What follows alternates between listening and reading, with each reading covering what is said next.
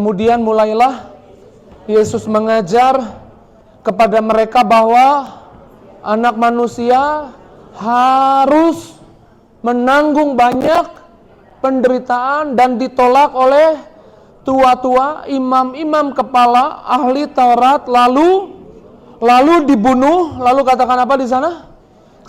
Dan bangkit sesudah 3 hari. Ada kata yang saya kasih warna kuning di sana, harus. Jadi penderitaannya bukan random, tapi itu sesuatu yang harus. Menarik Amplified Bible menulis kata harus dengan tulisan must of necessity.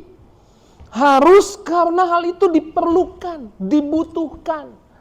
The Message Bible menulisnya necessary, atau itu perlu, itu penting.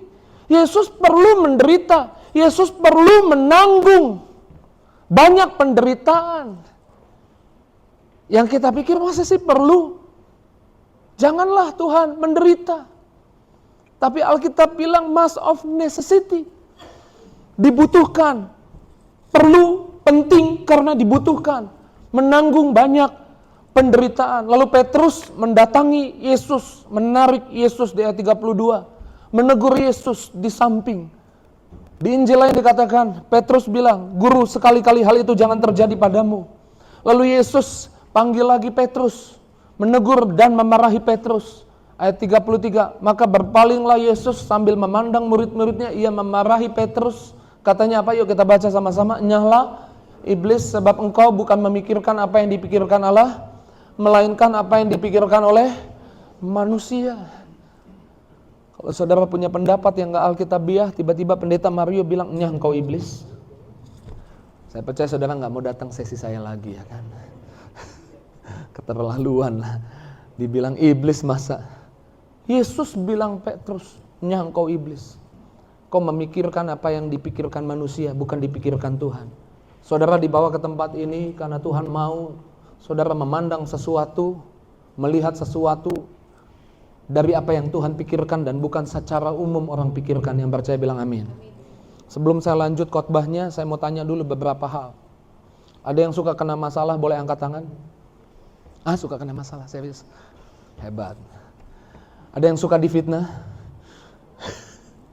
Bukan suka maksudnya orang ngomongin, tapi maksud saya saudara seneng gitu. Oh, ada yang fitnah, puji Tuhan. Ada masalah, yes gitu, ada. Tiba-tiba ada diagnosa dokter bilang sakit gak bisa disembuhkan. Ada yang suka, ada yang seneng kalau mengalami itu, boleh angkat tangan. Hebat kalau saudara angkat tangan. Saya kasih 2 jempol, ya kan, hebat. Begitu kena masalah, yes aku senang kena masalah. Aku senang difitnah orang. Saya gak suka kena masalah, saya gak suka difitnah orang. Saya juga sama seperti saudara, gak suka dengan kesulitan, gak suka dengan tantangan.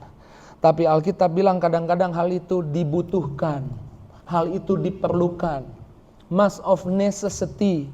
Bahwa anak manusia harus, perlu, penting mengalami banyak penderitaan untuk lihat kemuliaannya. Bahkan kitab Yohanes bilang begini. Di dalam Yohanes 12 ayat 24. Bicara tentang kematian Yesus. Yesus diumpamakan biji gandum yang jatuh. Yuk kita baca sama-sama. "Aku berkata kepadamu, sesungguhnya jikalau biji gandum tidak jatuh ke dalam tanah dan mati, ia tetap 1 biji saja. Tetapi jika ia mati, ia akan menghasilkan banyak buah."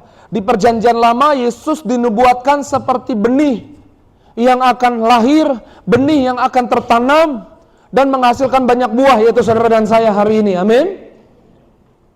Kesulitan, tantangan, penderitaan Yesus dianggap seperti biji gandum yang jatuh. Kalau saudara sedang hadapi tantangan, masalah, mungkin saudara seperti biji gandum yang jatuh. Biji gandum jatuh ke tanah, ya orang gak perhatikan, orang gak lihat, diabaikan. Bahkan seringkali masuk ke dalam tanah, tidak terlihat. Pak Pendeta, hari ini saya gak dianggap sama orang gak peduli sama saya seperti biji gandum yang jatuh. Kena terik panas matahari, kena hujan, kedinginan, mengalami banyak penderitaan. Bahkan biji gandum itu biasanya membusuk sebelum pecah. Setelah membusuk mati dan akhirnya pecah. Jangan lupa biji itu bukan hanya jatuh kena panas, kena dingin, mati, pecah, masih ada selanjutnya tumbuh tunas, jadi batang, dan akhirnya jadi pohon yang besar, dan menghasilkan buah yang banyak. Yang saya maksud, iya betul ada waktu jadi biji gandum yang jatuh, tapi ada waktu jadi buah yang berbuah banyak, ada waktu tuaian. Kalau saudara hari ini sedang hadapi masalah seperti biji gandum yang jatuh, dilupakan orang, kena masalah, kena tantangan, kena panas, kena dingin, bahkan dianggap sepertinya membusuk. Alkitab bilang seperti ini, selama bumi masih ada, Kejadian 8 ayat 22, selama bumi masih ada, takkan berhenti-henti musim menabur dan menuai. Ada waktunya mungkin kita seperti benih yang tertabur, tapi ada waktunya kita dituai. Kita melihat pembelaan Tuhan, kita lihat jalan dari Tuhan, berkat dari Tuhan. Amin. Goal khotbah saya adalah, kalau saudara hadapi kesulitan hari ini, saudara bukan orang yang sembunyi, yang takut, yang minder, yang gak berani keluar dan hadapi masalahmu. Tapi saudara jadi orang yang tahu bahwa saudara yang ada dalam Yesus, jalan hidupmu ditetapkan oleh Tuhan. Nggak ada masalah yang random terjadi di hidupmu. Masalah terjadi di hidupmu harus ada tujuannya. Yang percaya bilang amin. Amin. Masalah yang terjadi di hidupmu nggak random, punya tujuan. Bahkan Yakobus 1 ayat 2-4 bilang begini, berbahagialah jikalau kamu jatuh ke dalam berbagai pencobaan atau kesulitan. Aneh ini orang Kristen, kena masalah bahagia. Kenapa? Karena ujian terhadap imanmu menghasilkan ketekunan. Kalau ketekunan itu matang, menghasilkan tahan uji. Sehingga di ayat 4 dikatakan seperti ini, sehingga kamu jadi utuh dan tidak kekurangan sesuatu pun yang baik.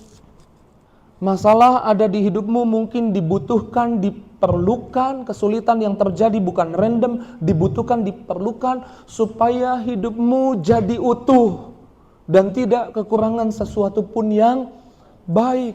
Masalah, tantangan, kesulitan itu ada tanggal kadaluarsanya atau sementara. Sama-sama bilang, masalah saya sementara, kesulitan saya sementara, tapi saya yang ada dalam Tuhan. Jawaban doa, kebahagiaan, sukacita itu kekal. Amin. Alkitab bilang seperti ini, 2 Korintus 4 ayat 17, kesulitan, penderitaan mengerjakan kemuliaan kekal. Saya sama saudara sama-sama setuju, saya percaya. Kita nggak suka kesulitan, kita nggak suka masalah. Amin. Saya nggak suka masalah, Tuhan tahulah hati saya. Saya nggak suka kesulitan. Tapi sudut pandangnya Tuhan, kesulitan dibutuhkan supaya kita tahan uji, supaya kita utuh, tidak kekurangan sesuatu pun yang baik. Bahkan kesulitan mengerjakan kemuliaan kekal. Nih ayatnya. Sebab penderitaan apa di sana dibilang? Tadi yang punya masalah nggak usah angkat tangan deh. Yang hadapi masalah nggak usah angkat tangan, tapi saya harus kasih tahu yang punya masalah, masalahmu itu ringan. Sama-sama bilang, masalah saya ringan. Bilang kanan kirimu, masalahmu ringan. Tengok lagi yang punya masalah, bilang enak aja lu bilang ringan. Berat. Jadi ringan kenapa? Jadi ringan karena lihat hasilnya ya. Dibilang gini, penderitaan ringan yang sekarang ini mengerjakan kemuliaan, mengerjakan jawaban doa, mengerjakan sesuatu yang baik yang akan ada di hidupmu, bukan sementara tapi selamanya. Amin. Mengerjakan kesabaran, mengerjakan keyakinan yang bukan sementara tapi selamanya. Jauh melebihi segala-galanya, jauh lebih besar daripada penderitaan kami. Boleh deh, yang punya masalah angkat tangan coba. Yang punya masalah. Nah, saya mau bilang masalahmu ringan. Kenapa? Karena jawaban doanya lebih hebat, lebih besar, lebih dahsyat daripada masalahmu. Jadi hadapi masalahmu, hadapi kesulitanmu. Amin. Gak ada yang random. Kita yang ada dalam Yesus. Yesus harus butuh perlu mengalami banyak penderitaan. Kita butuh kesulitan. Kita perlu kesulitan untuk jadi utuh. Untuk mengalami kemuliaan kekal. Bahkan saya suka untuk dikokohkan. Di 1 Petrus 5 ayat 10, kesulitan penderitaan membuatmu diperlengkapi, diteguhkan, dikuatkan, dikokohkan. Yuk ayatnya kita baca. 2, 3. Dan Allah, sumber segala kasih karunia yang telah memanggil kamu dalam Kristus kepada kemuliaannya yang kekal. Sebentar saudara dibawa ke tempat ini untuk menerima kemuliaan, kebaikan, mujizat, kuasa yang kekal. Amin. Akan apa di sana? Melengkapi. Bukan cuma melengkapi, dibilang apa? Meneguhkan. Lalu dikatakan apa? Menguatkan. Mengokohkan kamu. Sesudah kamu menderita. Berapa lama? Seketika. Kesulitanmu berapa lama? Seketika. Sebentar. Gak akan lama. Jawaban doa yang dari Tuhan, berkat yang dari Tuhan, selama-lamanya. Amin. Kan saya sering kasih contoh. Ayub menderita 9 bulan. Gak sampai 1 tahun. Tapi sesudah penderitaan itu, Ayub hidup berapa lama lagi? 140 tahun. Lamanya, sampai keturunan keempat dia lihat. Kebahagiaan yang dari Tuhan jauh lebih banyak dari kesulitanmu hari ini. Jadi kalau hadapi kesulitan hari ini, jangan nyerah dulu, hadapi aja. Karena saudara akan lihat jawaban doa yang dari Tuhan. Amin. Makanya jangan lihat kesulitan dari mata jasmani saja. Jangan lihat diagnosa dokter pakai mata jasmani saja. Jangan lihat surat utang pakai mata jasmani saja. Jangan lihat keributan di rumah tanggamu hari ini pakai mata jasmani saja. Saya mau bilang mata jasmanimu terbatas dan bisa buatmu jadi kecewa, jadi marah, bisa buatmu jadi lemah. Tapi mata rohanimu bisa melihat dengan utuh. Saudara ingat nggak? Waktu Raja Israel diserang Raja Aram, tapi strategi Raja Aram ketahuan terus. Kemudian Raja Aram bilang pasti ada mata-mata. Anak buahnya bilang nggak ada mata-mata, tapi yang kasih tahu rahasia kita namanya Elisa. Sehingga Raja Aram marah sama Elisa dan bilang cari Elisa. Lalu semua pasukannya dikirim untuk mengepung Elisa. Lalu ketika bujangnya Elisa bangun pagi-pagi, 2 Raja-Raja 6 ayat 15, maka dia pergi keluar. Maka tampaklah suatu tentara dengan kuda dan kereta ada di sekeliling kota itu. Lalu berkatalah bujangnya itu kepada Elisa, apa katanya? Celaka tuanku, apakah yang akan kita perbuat? Dia lihat ada masalah. Kalau saudara hanya lihat masalah dari mata jasmanimu, saya pastikan saudara bisa lemah, bisa takut, bisa bimbang, bisa gentar. Tapi Elisa coba mengingatkan bujangnya dan berkata seperti ini. Yuk kita baca. Jawabnya, jangan takut sebab lebih banyak yang menyertai kita daripada yang menyertai mereka. Emang kelihatan yang menyertai lebih banyak? Orang mereka berdua kok. Elisa melihat dari sudut pandang mata rohani. Iman, percaya. Tadi yang bilang punya masalah hadapi kesulitan. Angkat tangan dalam hati aja. Supaya jangan sering-sering angkat tangan. Yang masalah, yang hadapi kesulitan. Saya mau bilang, jangan lihat pakai mata jasmanimu saja. Bisa kecewa, bisa marah, bisa putus asa. Lihat pakai mata rohani. Maka saya bisa katakan juga, lebih banyak janji Tuhan yang ada di pihakmu, yang bersamamu, yang buat kamu, daripada masalah yang menyerang, kesulitan yang menyerang di hidupmu. Percaya bilang amin. Amin. Bilang kanan kirinya, banyakkan janji Tuhan daripada masalah lu, gitu, kasih tahu. Pegang dadamu, bilang saya punya banyak janji Tuhan. Jauh lebih banyak dari masalah yang saya hadapi hari ini. Amin. Lalu Elisa doa, Tuhan bukalah kiranya matanya. Saya mau tanya, mata bujangnya buta emang? Hah? Apa yang dibuka? Mata rohaninya. Dan akhirnya dia lihat pasukan tentara banyak. Sehingga takutnya pergi, cemasnya pergi. Hari ini, Minggu depan kita mengingat Yesus naik ke surga. Di hari kenaikan saya sering sampaikan Efesus 2 ayat 6. Secara rohani kita juga diangkat ke surga. Duduk bersama dengan Kristus. Secara fisik saudara duduk di sini. Secara rohani saudara sudah duduk bersama dengan Kristus. Lihat masalahmu dari atas, jangan dari bawah. Saya ingat saya waktu masih mimpin pujian dan dapat tugas tengah minggu mimpin pujian di Wisma Dharmala Sakti. Dulu Tiberias ada di Wisma Dharmala Sakti. Dan di lantai 14 bukan yang di lantai 3, jadi yang lama banget tuh. Waktu itu tengah minggu jam 2 ibadahnya. Setelah jam 2 lanjut konseling. Selesai kurang lebih jam 4 kurang ibadahnya, saya turun ke bawah untuk cari cemilan gitu, makanan kecil. Lalu saya pengen langsung pulang, mumpung masih sore, ke Bogor. Dan saya naik motor. Ya bisa sih naik kereta sebetulnya, tapi saya memilih naik motor waktu itu. Waktu saya mau pulang, saya lihat keadaan di sekitar Dharmala Sakti, sekitar jam 4 sore waktu itu, saya kecewa. Karena keadaannya macet. Karena keadaannya membuat saya, waduh kalau hadapin macet kayak gini, males. Capek nih sampai Bogor macetnya kayak gini, males. Dan akhirnya ya udahlah, saya yang tadinya mau jalan pulang nggak jadi.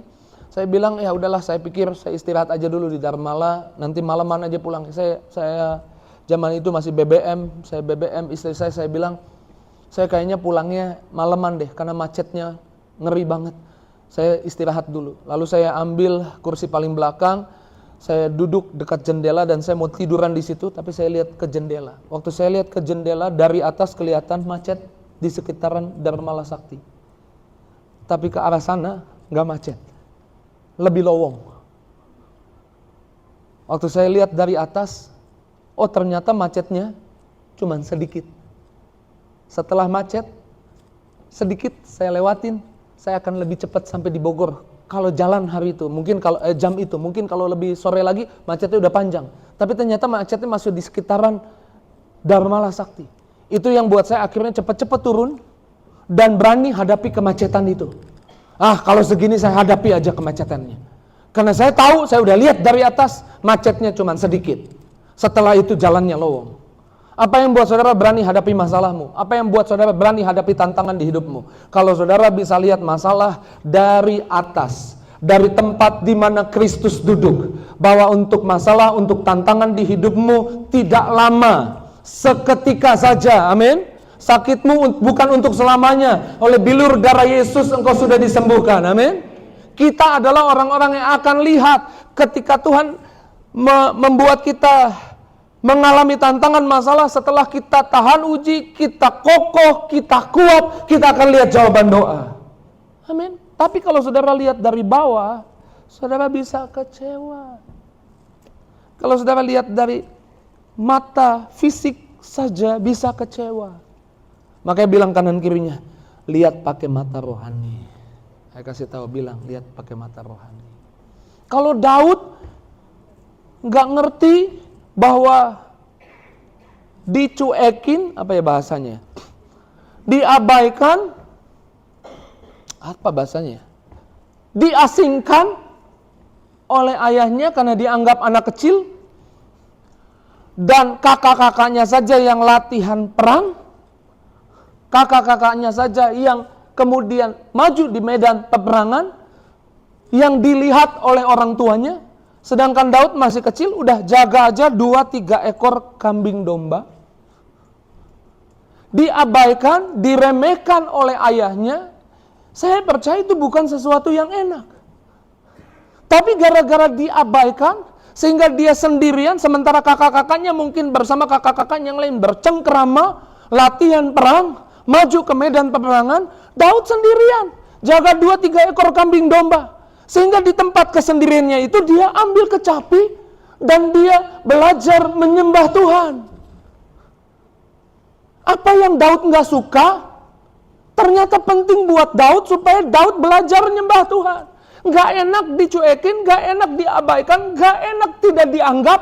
Jangan-jangan kalau saudara mengalami itu, Tuhan sedang biarkan saudara sendirian supaya di tengah kesendirianmu saudara belajar menyembah Tuhan. Amin. 2-3 ekor kambing domba membuat Daud akhirnya mengasihi 2-3 ekor kambing domba, karena Daud ke depan akan menjaga kawanan domba Israel, jadi gembala Israel. Sehingga untuk 2-3 ekor kambing domba ini, ketika ada serigala coba mengancam, beruang coba mengancam, dia belajar untuk hadapi sendiri, hadapi beruang serigala itu. Cakar beruang dia lawan, serigala dia lawan. Dia belajar berani. Kalau dia nggak diabaikan, dia nggak pernah belajar berani. Di tempat di mana saudara kayaknya diabaikan, tidak dipedulikan, Tuhan gak kehabisan akal membuat keadaan yang tidak menyenangkan di hidupmu untuk berbuat baik buat hidupmu. Sama-sama bilang, Tuhan saya selalu punya ide, tidak kehabisan akal untuk membuat kesulitan, masalah, ketidakpedulian orang memberi yang baik buat hidup saya. Yang percaya bilang amin. Sehingga Daud yang udah belajar menyembah Tuhan, udah belajar melawan serigala beruang untuk jaga 2-3 ekor kambing dombanya. Barang siapa percaya perkara kecil, dipercayakan perkara yang lebih besar. Dia disuruh antar roti ke depan medan peperangan. Di depan medan peperangan dia ketemu Goliat. Goliat nih gede banget, Daud kecil.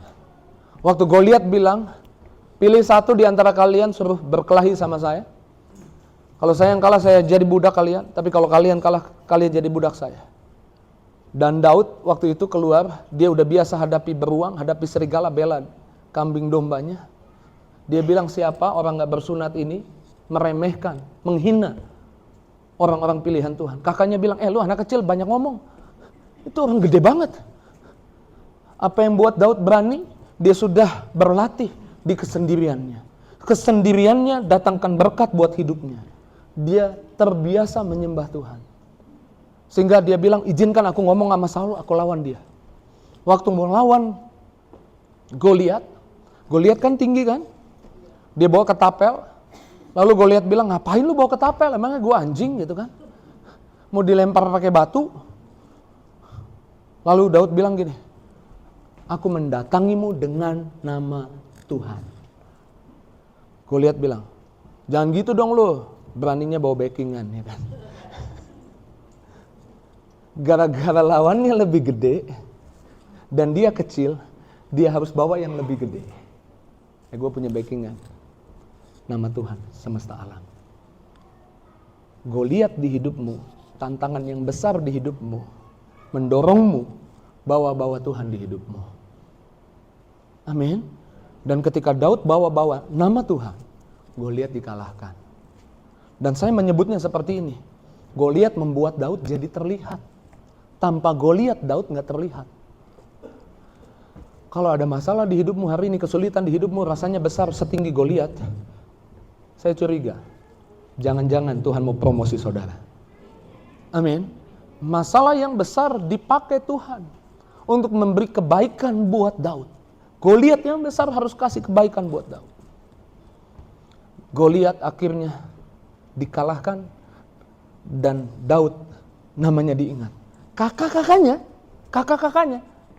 Coba sebut nama kakak-kakaknya Daud. Ada 7 kakaknya. Ada yang ingat? Halo? Siapa aja? Kakaknya Daud?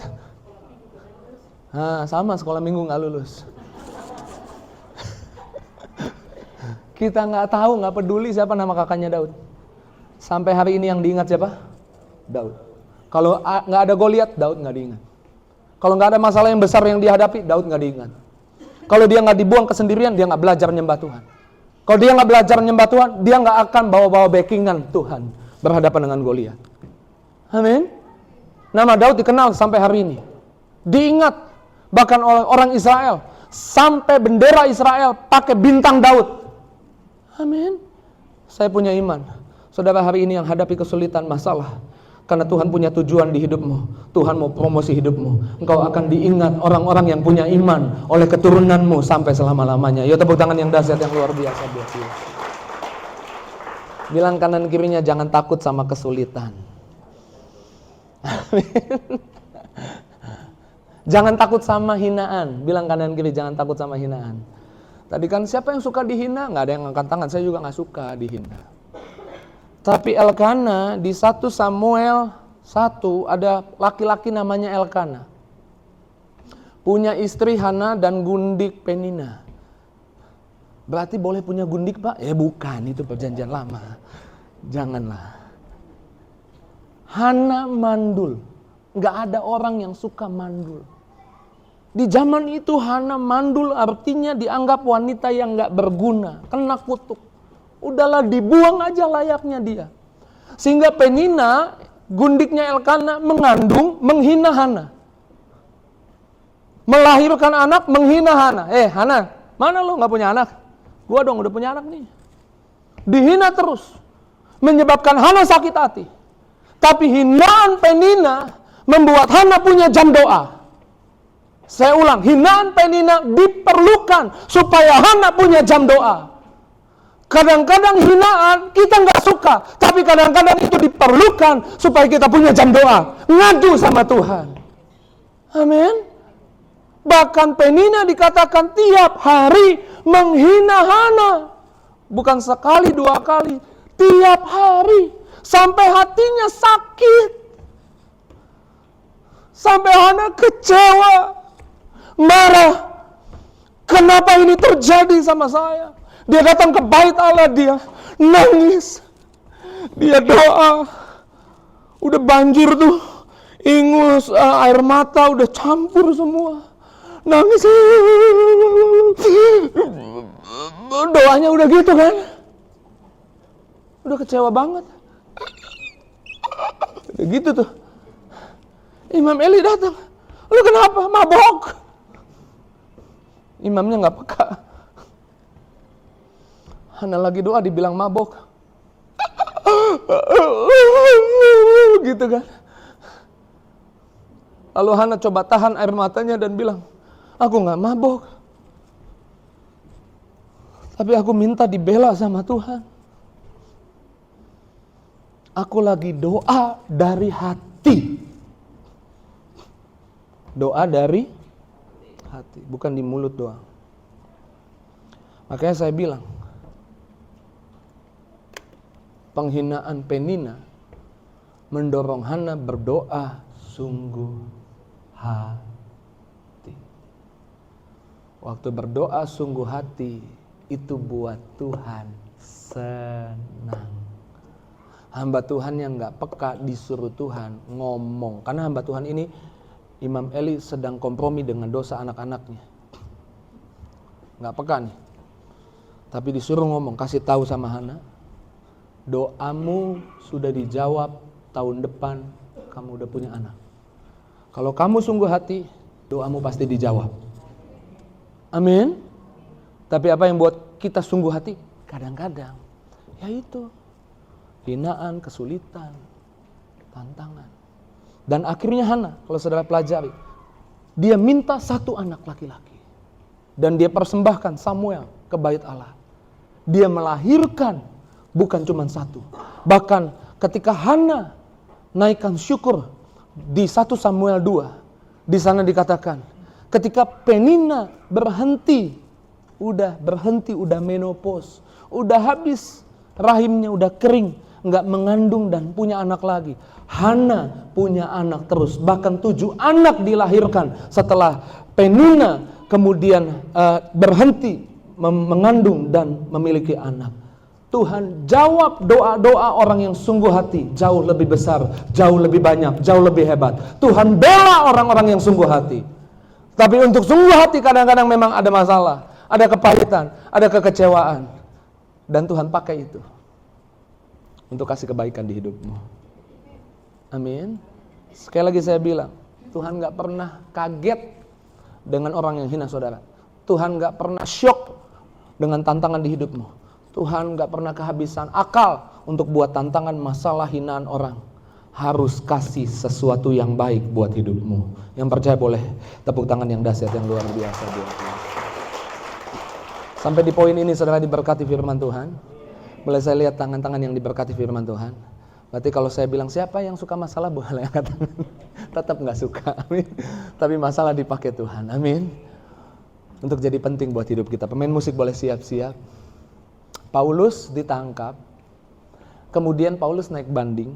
Ketika Paulus mau naik banding, Paulus kemudian disuruh jumpai raja. Dan dia harus menyeberang laut, ikut kapal besar bersama dengan orang-orang Italia. Tapi dalam perjalanan di kapal itu dia mengalami badai yang besar. Tapi badai yang besar itu saya menyebutnya seperti ini. Badai yang besar membuat Paulus berserah total. Yuk kita lihat ceritanya. 2 Korintus 1 ayat 8. Saya ambil dari versi firman Allah yang hidup. Paulus bilang begini, saudara-saudara sekalian yang saya kasihi, saya kira ada baiknya kalau saudara tahu mengenai kesulitan yang harus, ada kata harus lagi, bukan random, harus, memang harus dilewati.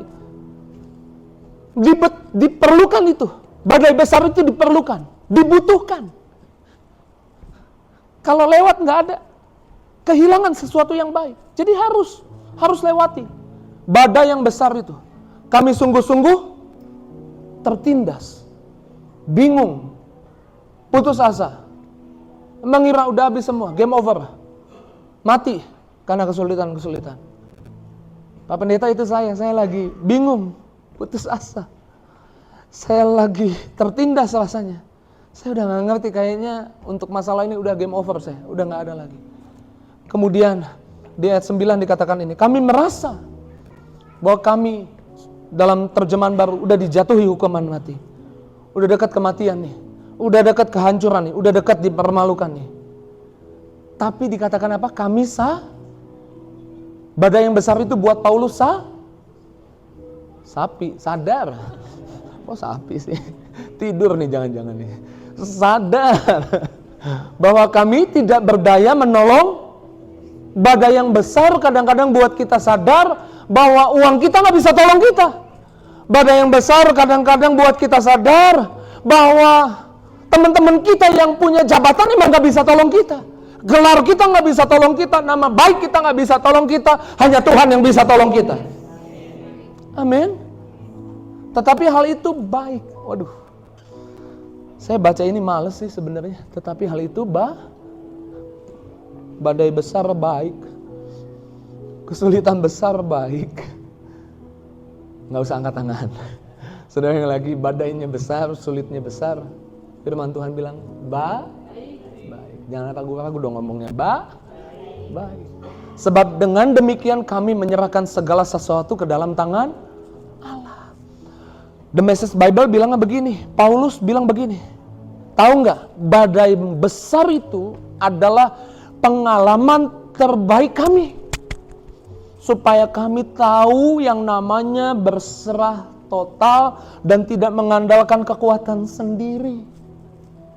Sama seperti orang nggak bisa berenang, badannya sih boleh gede, berotot, main di pinggir pantai, nggak kerasa udah sampai di tengah, dia lupa, dia nggak bisa berenang, dia minta tolong sama penjaga pantai segera mendatangi dia, berenang ke arah dia, udah di dekat dia, kemudian coba tolong, tapi karena badannya ototnya lebih besar, penjaga pantainya lehernya mungkin hampir ditenggelamkan, hampir dua-dua tenggelam, maka penjaga pantainya akan mundur. Biarin aja dia sampai lemas. Wah, minta tolong sampai lemas. Karena kalau masih pakai kekuatannya sendiri nggak bisa ditolong. Tapi waktu dia nyerah, waktu dia lemas nggak bisa buat apa-apa, gampang, tinggal tarik, bawa ke sisi pantai, ditolong. Badai yang besar buat kita ngerti bahwa uang kita nggak bisa tolong, jabatan kita nggak bisa tolong, orang dekat nggak bisa tolong, gelar nggak bisa tolong, Tuhan yang bisa tolong. Dan waktu kita berserah total, saya mau bilang, Tuhan jawab doa. Hanya dialah yang dapat menyelamatkan kami, karena orang mati sekalipun dapat dibangkitkan. Dan Paulus punya kesaksian ini. Dalam teks terjemahan baru dibilang begini, kami percaya bahwa kalau dia tolong lewat badai yang besar, besok ada badai sebesar apapun, Tuhan pasti tolong lagi. Tapi dalam versi firman Allah yang hidup dikatakan seperti ini, sungguhnya, yuk kita baca sama-sama, sesungguhnya Ia menolong kami dan menyelamatkan kami dari kematian yang mengerikan. Kami yakin badai yang besar buat Paulus berserah, buat Paulus alami mujizat, ditolong Tuhan, buat dia punya keyakinan, punya iman, imannya jadi tumbuh. Dikatakan apa? Kami yakin bahwa Allah akan selalu menyelamatkan kami. Kesulitan boleh ada di hidupmu, tantangan boleh ada di hidupmu, tapi hadapi saja. Saya percaya itu buat kita jadi nyerah sama Tuhan, dan waktu kita nyerah sama Tuhan, Tuhan jawab doa kita. Waktu Tuhan jawab doa kita, saya percaya kalau Tuhan tolong hari ini, Tuhan tolong kemarin, besok juga di depan ada masalah besar, Tuhan pasti tolong kita. Amin. Goal khotbah saya adalah saudara gak takut sama kesulitan, gak takut sama masalah, karena ada Tuhan di pihak kita. Selamat malam, terus maju dalam Tuhan. Tuhan berkati.